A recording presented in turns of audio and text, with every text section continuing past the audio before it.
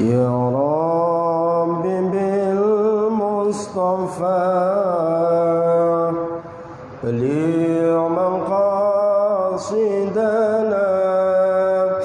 واغفر لنا ما مضى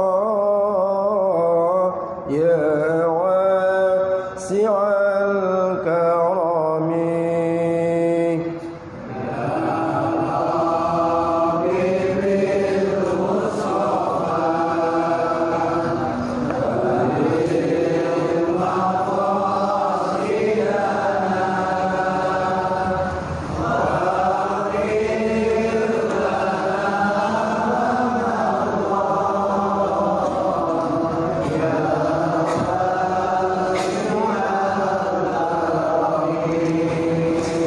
لعل رحمة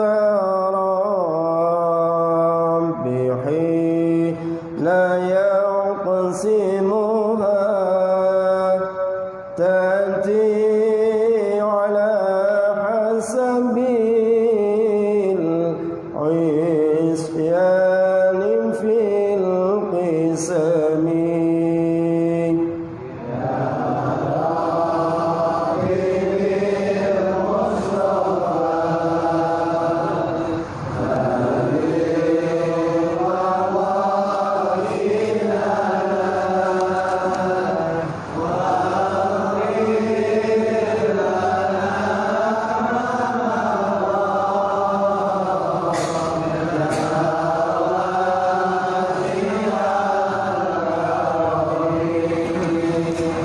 Alhamdulillah, assalatu wassalamu ala rasulillah Sayyidina Muhammad ibn Abdillah wa ala alihi wa sahbihi wa man tabi'ahu wa mawalah. Allahumma arzuqna balaghata fahmin nabiyyin wa fasahata hifdzil mursalin wa ilhamal malaikatil muqarrabin bi rahmatika ya arhamar rahimin.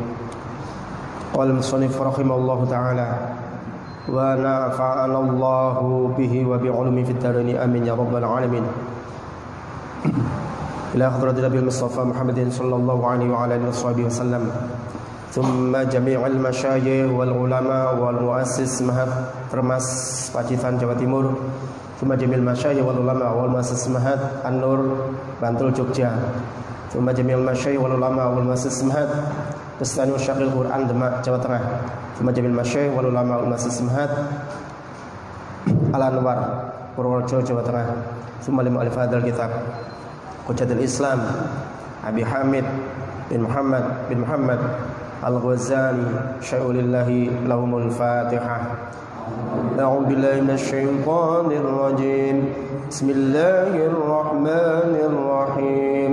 Alhamdulillahi rabbil alamin. Ar-Rahmanir Rahim. Maliki yaumiddin. Iyyaka na'budu wa iyyaka nasta'in. اهدنا الصراط المستقيم صراط الذين أنعمت عليهم غير المغضوب عليهم ولا الضالين آمين.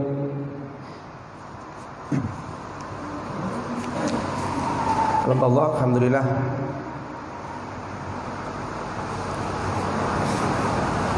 kita diberikan nikmat iman, juga nikmat Islam, tentunya kesehatan tidak kalah pentingnya. Allah memberikan nikmat kepada kita semua. Kita bisa meninggalkan harta kita sementara, rumah kita tinggal, istri kita tinggal, kecuali Bang Ayub dibawa. Harta kita tinggal, anak Bang Ayub bawa enggak? Oh bawa, istimewa ya. Anak juga kita tinggal. Mudah-mudahan kita ini menjadi satu hamba yang istimewa. Ya ayyuhalladzina amanu la tulhikum amwalukum wala auladukum an dzikrillah. Orang-orang yang beriman, Jangan sampai hartamu, anak-anakmu itu melelehkan kamu semua untuk mengingat Allah.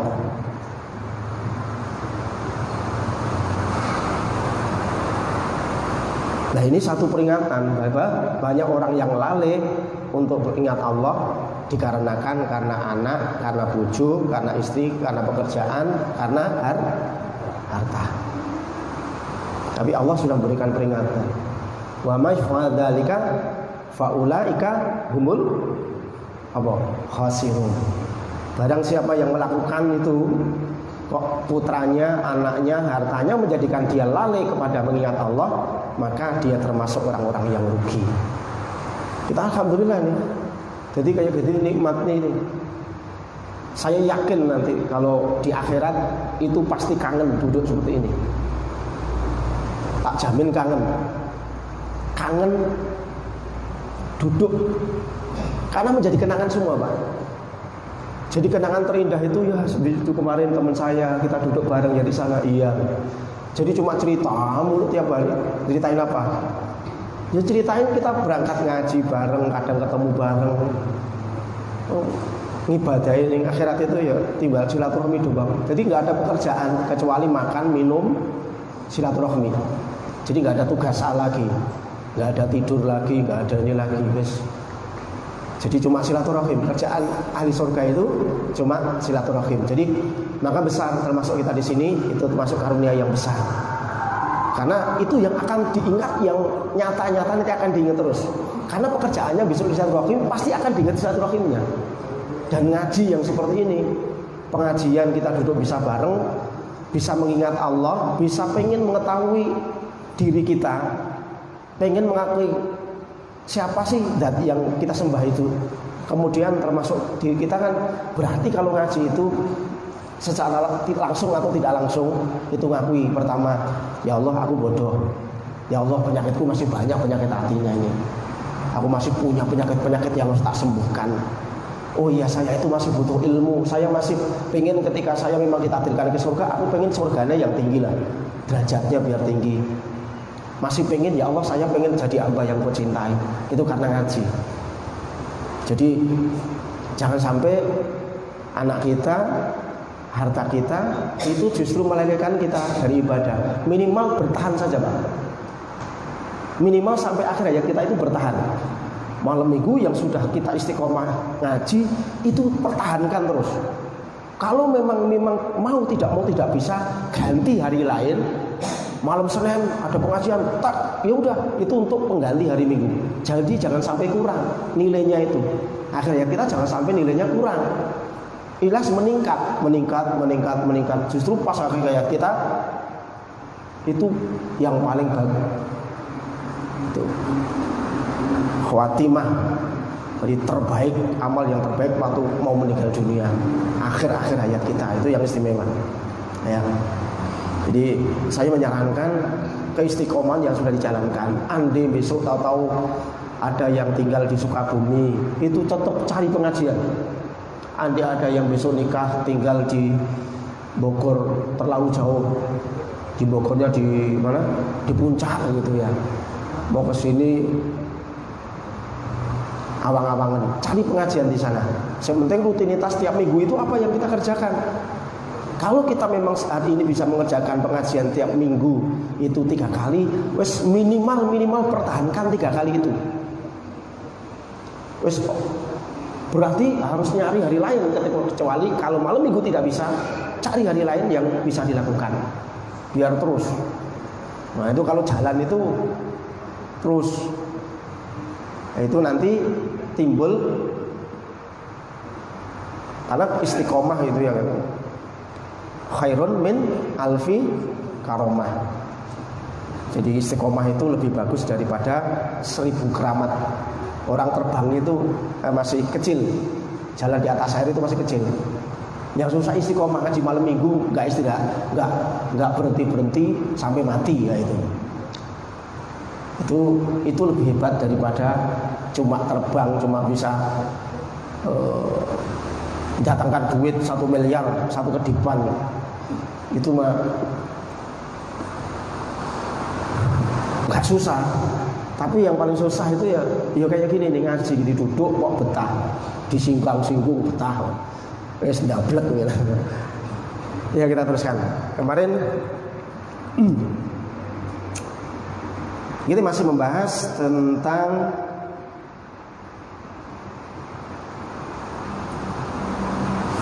baca dia.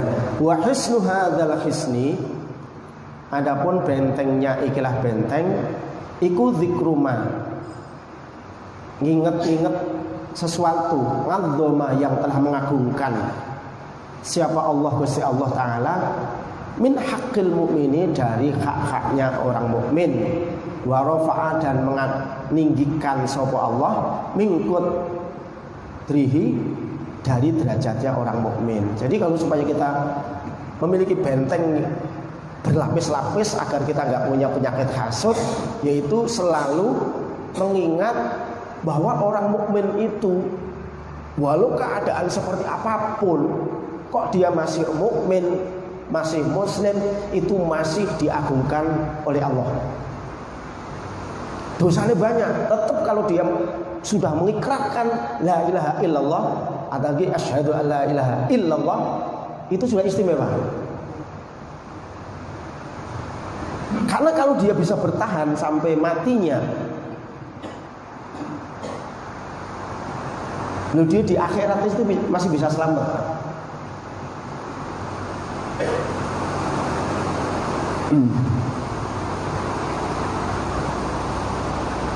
Ngalaiha nahya wa ngalaiha namutu wa biha nub'atsu. Jadi la ilaha illallah itu ya hidup, ya kita itu cuma tujuannya cuma menegakkan la ilaha illallah ini. Hidup ini menegakkan la ilaha illallah. Orang usah sholat saja, ya. Syahadat, gak usah sholat. Nanti kalau mati, begitu mau dicabut nyawanya, la ilaha illallah, masa surga. Tapi ono enggak gitu. Aku punya temen namanya Ustaz Burda, itu kerja di rumah sakit Poli teman satu pesantren di Termas, lulus bareng. Beliau itu kerja di rumah sakit Bintal, rumah sakit haji. Beliau sudah menemukan berapa ribu orang yang dia nunggu ketika meninggal dunia, tapi belum satu pun menemukan ketika dituntun itu bisa baca la ilaha illallah sampai sekarang. Pokoknya kalau kamu menemukan satu orang la ilaha illallah, kabarin saya gitu. Siap. Itu belum pernah. Kerja udah berumur 10 tahun lebih. Oh, saya belum kenal dia, udah kenal udah tahun dari tahun berapa dia? Dari 9 berapa gitu. Itu belum pernah menemukan orang yang bisa dituntun baca la ilaha illallah kemudian la ilaha illallah. Berarti ini memang orang yang hidup dengan la ilaha illallah, meninggal dengan la ilaha illallah, dan nanti ketika digiring bersama-sama seluruh manusia sedunia, sejagat dari Nabi Adam sampai akhir zaman, itu mau digiring ke mahsyar, dikumpulkan jadi satu, penentuan ini ke surga ke neraka, itu ketika orang berpegangan masih dengan la ilaha illallah ini makin selamat. Jadi kita hidup itu yang memperjuangkan la ilaha illallah ini agar nggak lepas dari hati kita. Termasuk malam hari ini kita ngaji ini agar kita semakin punya keyakinan, semakin la ilaha illallah ini semakin nancep ke hati, sehingga ketika sudah nancep, setan itu pengen narik nggak bisa, nafsu pengen gerontokin nggak bisa, sehingga itu bekal di akhir hayat kita. Bekal di akhir hayat kita itu dalam keadaan husnul khotimah. Kalau coba banyak ngaji, nanti tahu cara ngadepi saya khawatir nggak husnul khotimah. Itu kan dia udah berpikir karena ngaji. Waduh, begitu momen udah detik-detik dia sakit parah, keingetan ngajinya, ya Allah begini saya, ya Allah dosa saya banyak, ya Allah ampuni dosa saya, ya Allah, dan lain-lain, keingetan ngajinya. Aduh, khawatir hal-hal yang menjadikan dia husnul khotimah itu langsung terdeteksi duluan. Setan begitu goda, keingetan ngajinya lagi. Setan godain, keingetan ngajinya. Jadi terus keingetan ngajinya, malaikat bisikin juga, kamu dulu pulang ngaji, ingetin harus gini. Setan godain. Jadi ketika kita ilmunya banyak, minimal nanti bekal kita ketika kita sudah diberikan satu kebaikan, Mayuritillahu khairan yufaqihu fiddin. Barang siapa yang diberikan kehendak kebaikan, itu pasti dia akan yufaqihu, itu pasti akan dipinterkan agama. Tapi jangan kosong pinter, yang penting itu. Kok aku masih bodoh terus ya, ngaji sudah 15 tahun, ngaji hikam, ngaji minhajul abidin. Ya bagus. Kalau masih merasa bodoh ya bagus ya. Takutnya kalau udah pinter gak mau ngaji lagi loh. Ya. Itu ngalamat celaka malah. Tapi kalau Allah sih gak bisa ya. Ya wes alhamdulillah malah gak bisa itu. Kok aku gak bisa ya wes alhamdulillah. Justru itu yang mendorong kita pengen ngaji lagi, merasa gak bisa. Ya kan? Pensiun nanti kalau merasa pinter ngajinya. Allah telah mengagungkan, jadi agar kita punya benteng yang kuat, benteng yang bisa melapisi, agar kita itu tidak punya penyakit hasut, yaitu selalu ingat-ingat bahwa kita orang mukmin, kita itu punya kewajiban terhadap orang mukmin sesama muslim, juga punya hak sesama muslim. Kita punya hak untuk dihormati, tapi kita juga punya kewajiban untuk mati. Kita punya hak untuk tidak dibicarakan kejelekan kita, tapi kita juga punya kewajiban untuk tidak membicarakan kejelekan saudara kita. Kita punya hak untuk supaya saudara kita itu baik dengan kita, tapi yuk kita harus berbuat baik dengan saudara kita, kewajiban kita. Tapi kalau kita orang muslim itu individual, secara individu itu sudah istimewa, alias dia mau menjalankan kewajibannya saja, itu urusannya beres kabeh. Urusannya beres semua kan. Nah, kalau gitu wali semua Pak. Iya, kalau gitu wali semua kalau bisa menjalankan urusannya. Nah, kita kan baru latihan, yang paling latihan dari wali, kasih Allah ya kayak gini. Ini termasuk cara ya. Wa rafa'a min qadrihi, dan Allah mengangkat derajatnya orang mukmin. Wa ma lahum 'indallahi minal karamati al-'azimati fil 'uqbah. Dan wa ma lan barang lakukan ing tetep kedue muslim indallahi di sisi Allah minal karamati sange pira-pira karamatan al-'azimati kanggo fil 'uqbah ing dalam akhirat. Dan sesuatu yang tetap menjadi milik orang muslim tadi di sisi Allah, di mana di sisi Allah orang mukmin tadi memiliki satu keramat, satu kemuliaan, satu kedudukan yang al-azimati, yang agung fil ubah, yang kelak di akhirat. Gini, saya pengen tahu. Gini urusan baru ngaji, Pak. Urusan baru ngaji ya. Bahwa kita sebenarnya bisa menciptakan taman surga. Cara menciptakannya yo ketika kita kumpul bareng. Ada yang ngajar, ada yang dengerin. Maka tempat yang istimewa ini menjadi taman surga.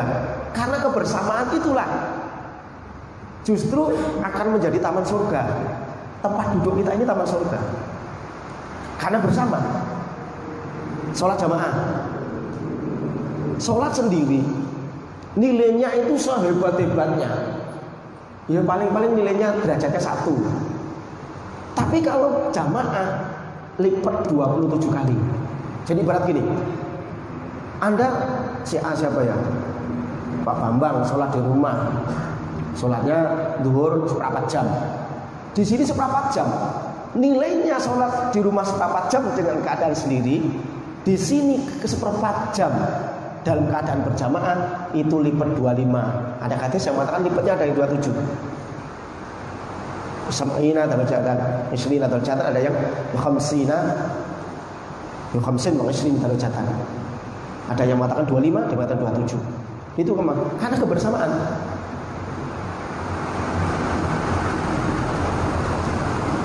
Ada orang yang diselamatkan dari api neraka itu cuma seumur hidup cuma pernah sedekah secuil roti. Satu cuil roti. Satu apa? Satu suap roti. Diselamatkan Allah dengan timbangan yang satu cuil tadi. Wamal jeleknya semua ketika pahala roti tadi saking ikhlasnya. Dan Allah karena gini loh maksudnya. kita itu jangan mencepelekan amalia yang kecil. Karena gini maksudnya, amalia sekecil apapun itu kalau ikhlas, malaikat hanya mencatat bahwa si Pak Bambang ini sedekah permen 1, pelit amat itu mama. Tapi di sisi Allah ini disimpan itu. Ikhlas itu Allah yang menyimpan. Ya, Allah yang nyimpen. Keikhlasan itu kan hati, nggak ngerti malaikat. Yang penting catet, kan? Zuhur, asar. Perkara ikhlas malaikat wis catat saja. Tapi kalau amalia yang berhubungan dengan hati, nah itu yang istimewa. Maka ketika kita benar ikhlas, maka itu disimpan oleh Allah menjadi pahala yang nanti ketika kita berhadapan bertemu dengan Allah di akhirat itu akan diperlihatkan, dan itu bisa menjadi keridhaan Allah sehingga orang tadi suruh masuk surga ya amalnya yang sekecil itu tapi ikhlas.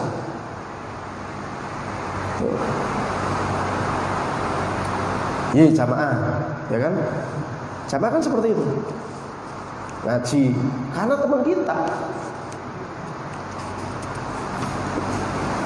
Dan Pak Somad kalau ikhlas pahalanya banyak itu ya karena saya ada jenengan kabeh.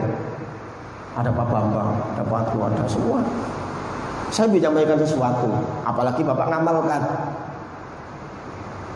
Karena ada sesuatu, karena orang lain. Karena saudara, karena orang muslim. Coba saya ceramah di gereja. Ini doang semua. Ngopo guys. Enggak bakal ini. Tapi kalau ceramah kita nyampaikan nasihat, nyampaikan ilmu dengan saudaranya, itu banyak yang dengerin. Itu menjadikan lipatnya pahala. Sebab apa? Sebab saudara. Loh, ulama itu ya bisa hebat derajatnya di akhirat itu karena beliau-beliau ini ya karena punya jasa kepada orang lain.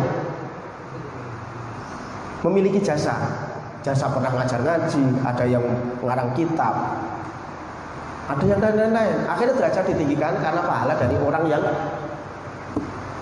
kayak kita baca kitab Imam Ghazali ini. Beliau dapat kiriman pahala terus Imam Ghazali. Yuk nggak dari kita aja, mau dari mana-mana itu kitabnya dibaca. Perkara orang yang nggak suka Imam Ghazali ya peduli amat lah.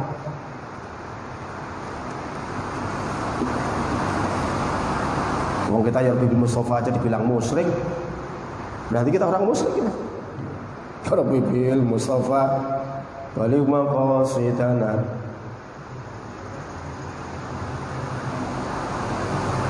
Isben